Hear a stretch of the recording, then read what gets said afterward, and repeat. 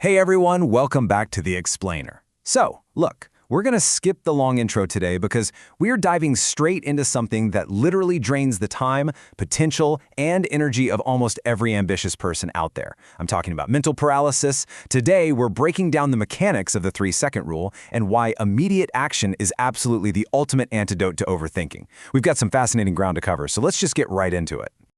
So tell me if this sounds familiar. Have you ever felt like your mind is running a marathon it absolutely didn't sign up for, right? You know exactly the feeling I'm talking about. You're lying in bed, staring at the ceiling, replaying some super awkward mistake from 5 years ago, second-guessing every recent decision, or just inventing these massive, complex problems that don't even exist yet. It's a totally exhausting loop to be trapped in, isn't it? I love this quote because it hits the nail on the head. Think of overthinking like quicksand. The harder you struggle in your own thoughts, the deeper you sink. Our sources point out a pretty brutal truth about human psychology here. All that analyzing you're doing? Yeah, it's not actually preparation. It's totally a defense mechanism. You're basically just protecting your ego because deep down, you're terrified of failing and people seeing it. Time for a little tough love. You tell yourself, oh, I'll start when the time is perfect, or I'll do it when I feel fully ready. But waiting is a complete trap disguised as logic. The longer you wait, the louder your brain's excuses actually get. And if you don't actively break this cycle right now, the source material warns that you're going to spend your entire life as just a spectator of change, rather than an active participant in it. And nobody wants that. Section 1. Stuck in neutral.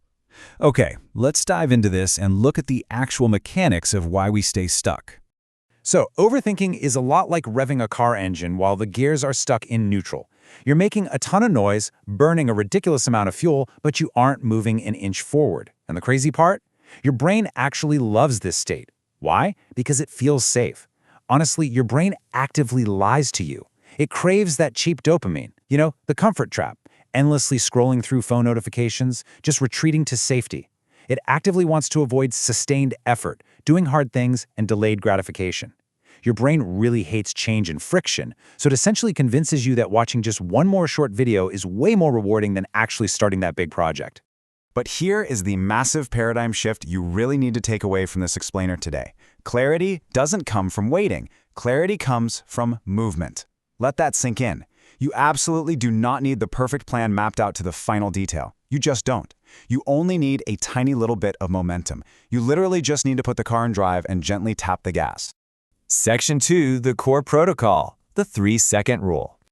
Now we're shifting from the problem to a highly tactical solution. This concept is incredibly simple, but I promise you it's profoundly effective. Here is the exact trigger mechanism to bypass your brain's excuses whenever you feel the urge to do something that aligns with your goals, but your brain starts whispering, but what if I fail? Or what if people judge me? You must immediately count down. 3, 2, 1, go. And when you hit 0, you literally just physically move. Send that text, open up that blank document, walk out the front door to the gym.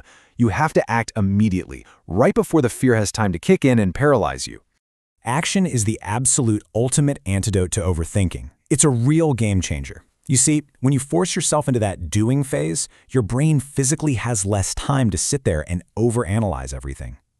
Doing the work strips your anxiety of its power, because you take that power right back for yourself. You are actively rewiring your brain to operate on your terms, not on your fears. Section 3. Strategies for sustained action. Now, what's really interesting about this slide is how it tackles keeping that fire going without burning out. Consider the concept of the one-step rule. To stay in motion, you focus only on one small, entirely doable action in the present moment rather than staring at the terrifying weight of the entire project. Think about it. Instead of stressing over writing some massive 50-page report, you literally just write the very first sentence. That tiny micro-focus totally bypasses that massive wall of resistance your brain tries to build up to protect you from the effort. And that concept pairs perfectly with the 2-minute rule. If you're really struggling to start, simply promise yourself that you will work for just 2 minutes, just to get into motion. The sources actually compare starting a hard task to jumping into freezing cold water. Right? It's a huge shock at first. That first 2 minutes is the mental wall that most people never climb over. But once you're in the water, once you're finally in motion, your body and your brain quickly adapt, and it gets so much easier. Furthermore, there's a secondary, super practical part of the 2-minute rule. If a task takes less than 2 minutes to complete, just do it right now. Do not let tiny, insignificant tasks stack up like heavy pebbles in a psychological backpack. Seriously, if you leave them uncompleted, they will drag you down and drain your mental energy for absolutely no good reason. Clear the pebbles immediately. Section 4. Building a new identity. To truly transform, you've got to transition from just doing tasks to actually becoming a completely new person who naturally takes action. You have to change the story you tell yourself. Stop calling yourself an overthinker or a lazy person, because honestly, your brain genuinely believes what you show it repeatedly.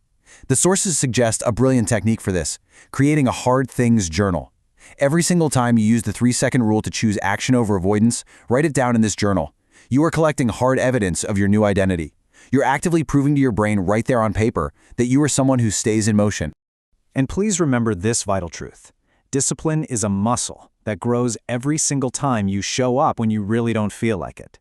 Those highly successful people you admire, they aren't superhuman, not at all. They feel the exact same resistance, the exact same fear, and the exact same burning desire to just sit and scroll their phones that you do. They just make the decision to commit to their growth despite all that friction. Section 5. The final wake-up call. Okay, here's a harsh but ultimately incredible and empowering truth to hopefully snap us out of that comfortable loop of waking up, scrolling, and sleeping. Nobody is coming to save you. Not your parents, not your friends, and certainly not some magical, fully motivated future version of yourself. Waiting for future you to suddenly fix your life is just a delusion. You are the only one responsible for your own growth, and that responsibility, it begins right now. And this brilliantly illustrates the math of consistency. The number 37. Imagine yourself a year from now. If you bypass the overthinking, if you use the countdown, and you focus on becoming just 1% better every single day through these tiny micro-actions, the mathematical reality is that you will be 37 times better by the end of the year. 37 times! Let that sink in for a second. Daily, sustained micro-actions lead to massive compounding results. You just have to start moving. The only way to stay lost in the quicksand is to do absolutely nothing. You have the tools. You understand the mechanics of your own brain. And now, you have the choice. 3, 2, 1, what will you start today?